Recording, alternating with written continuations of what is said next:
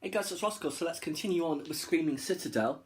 So Luke's saying, how do you know what makes you think I'm a Jedi? I said, you're learning, kid.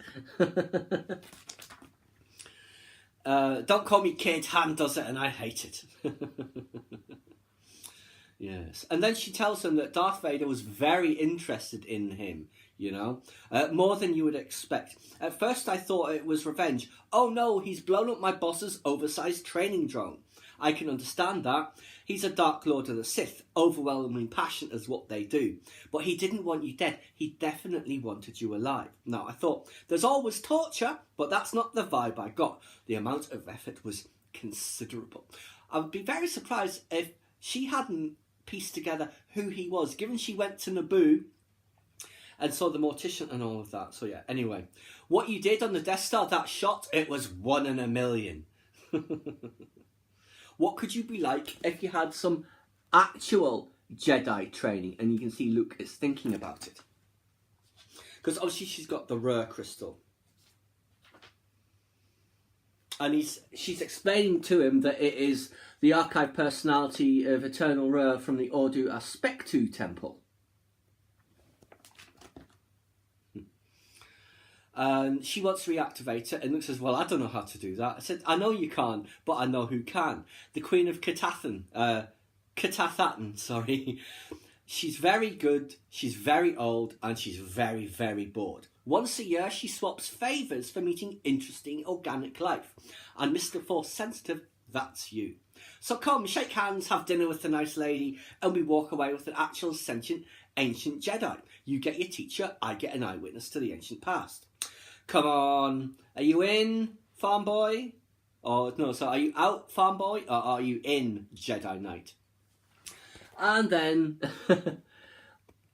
on the is it the Archangel ship? Is 000 said, hello sir, I don't know if you remember me or not. I said, oh, you electrocuted me.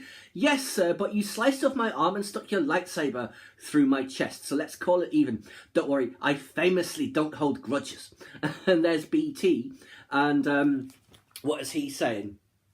You might not remember BT after the electrocution. Oh, I remember. R2 kicked his aft port. BT's not happy about that. So he has a slightly different recollection of events. I did like that in the Ordu Aspectu, where it was the giant BT that they were attacking. That was hilarious. And I would ask you to kindly refrain from aggravating him. I personally don't need oxygen, but floating endlessly in space after the little fellow destroys the ship in a rage would be rather tiresome. Yes, so they arrive at Ktath'Atn.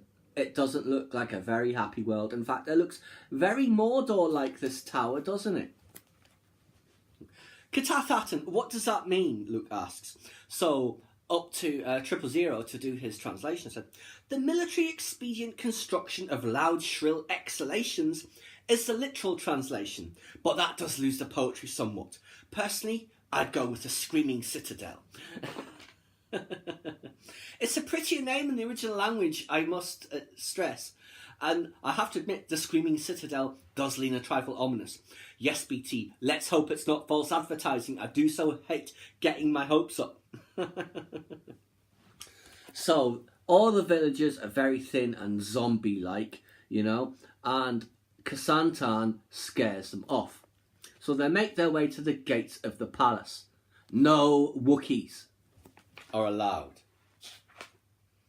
The Queen has allergies to certain species. So anyway, he has to go and, I don't know, play nice with the locals in the meantime while they head into the castle.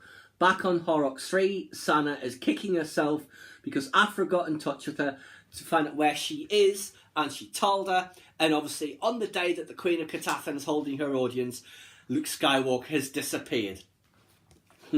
So this is them just figuring out. Luke's droid S4 has been told not to say where they've gone because Sana says, he didn't go alone, did he? No. He went with Aphra. Great. Could she reprogram a droid to keep it secret? In her sleep. And make a sloppy mistake not covering it up?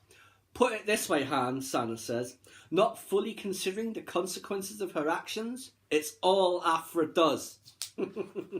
So we shall pause it there and pick it up in the next part.